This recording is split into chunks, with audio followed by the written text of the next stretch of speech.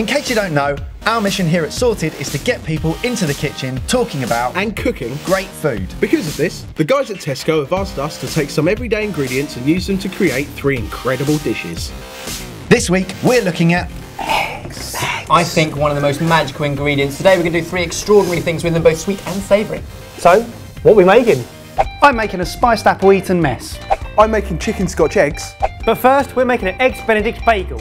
Usually I'd say there's nothing better than just poached eggs on toast, but this is taking everything up 10 levels. Because of the Hollandaise. Oh, Hollandaise sauce is one of the best. It makes Eggs Benedict what it is, and it needs an awful lot of clarified butter. It's a lot of butter. So take yourself a pack of butter and place it into a pan. We're going to heat it very, very gently until it melts and it separates. All of the impurities in there separate out and sink to the bottom, and you have pure clarified butter on top. And then Eggs Benedict needs ham, traditionally. We're going to change it up for some streaky bacon. You can fry your bacon, alternatively lay it on a tray and put it into an oven, 200, 220 degrees Celsius for 6 to 8 minutes till it's nice and crispy.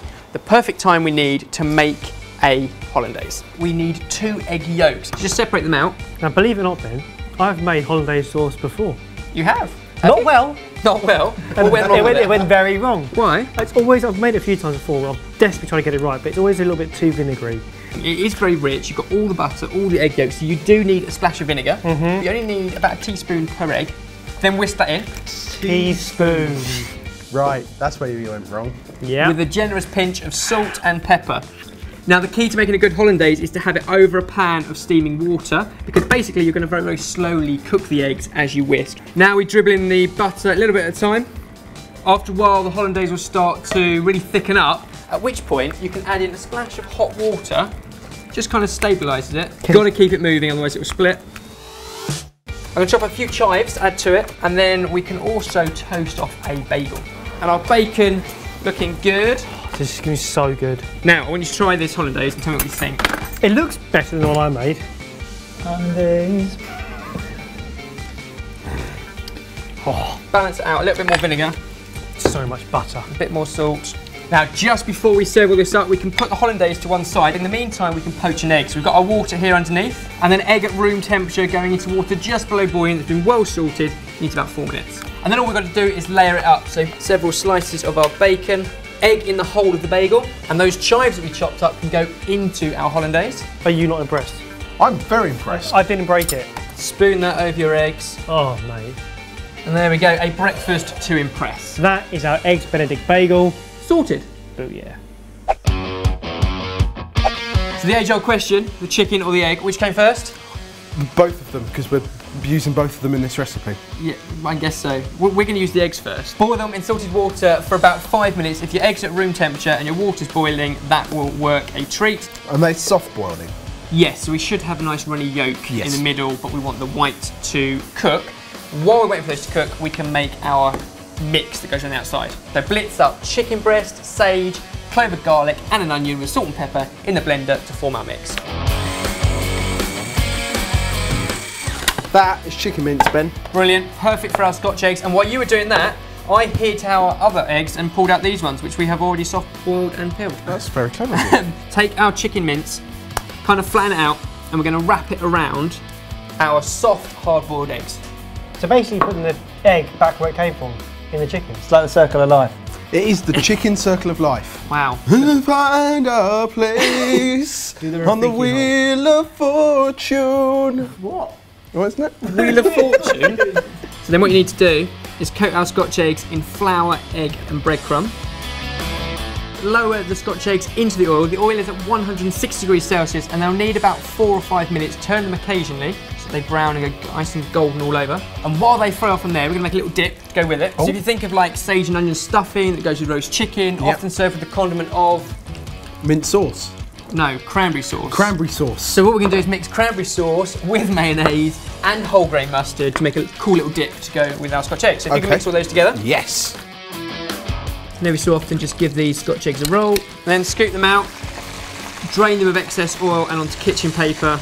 Either way, they're just big balls and they taste delicious once you get into them. Those are our chicken and sage Scotch eggs. Sorted. After those two delicious delights, you're going to want a dessert. Lucky for you, we're making a spiced apple Eton mess. We know the best part of an Eton mess is the meringue, the sweetness, the crunch. So we make meringues by separating out 2 eggs and whisking up the egg whites until they're kind of soft or stiff peaks. Then add in the sugar and our cinnamon and whisk again until they're glossy and stiff. Spoon them onto a tray and bake them off in an oven, 140 degrees Celsius for an entire hour. Easy.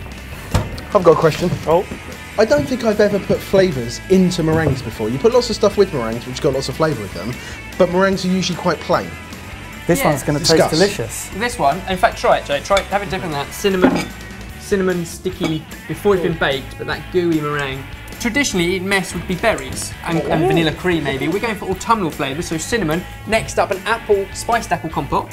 So we're going to peel and dice 2 cooking apples and cook them off with brown sugar, mixed spice and a splash of water until you've got almost like a compote, but still with chunks of apple. And mixing that with the cinnamon meringues, winner. So while our compote cooks, we can move on to the next bit. We're going to whip up double cream until we have soft peaks. And we're not going to sweeten it because the meringue, when we crumble them into the cream later on, is the sweetener with the crunch. So just soft peaks with those. Now have a sip of that. Completely optional, but for me, in this Eton mess, with these autumnal flavours, a little bit of... That's good. A little bit of Calvados, which is an apple brandy, That's not a little bit. is delicious. Got to rub my back home. A couple more minutes of cooking of our apple compote, and then you allow it to cool, and it ends up looking like this. Plus, the meringues need another 50 minutes or so in the oven. When they come out and they cool up completely, they look like this. You can really tell that it's got cinnamon in them. And then fresh blackberries, which we're just going to chop up a little bit so they leak a lot of their colour. All that's left to do is mix everything together. So all of the blackberries, crush up some meringue, and all of that apple compote. And a handful of roughly chopped up pecans. It looks like a mess, but that's great. You can just see the texture, you've got the nuts peeking through. All that's left to do is garnish it with a little bit of extra berry. The last meringue just crumbled over the top. That is our Eton mess with spiced apple. Sorted. Well, there we have 3 excellent dishes. right, let's eat it. Okay. Barry, is your Hollandaise sauce? Oh, he's gone in for a yolk as well. That's what an eggs Benedict gets you. Bloody good. How good is that? Pretty decent. Put some of my mess in your mouth. I'm going to eat in this mess. I've got no idea which one of these is my favourite. I'm going to pick these 3. These 3 are all my favourites, but if you guys have got a specific favourite, comment down below and let us know. Or if you would have done something completely different with eggs, also comment below, let us know. And one more thing, please subscribe. We'd like that.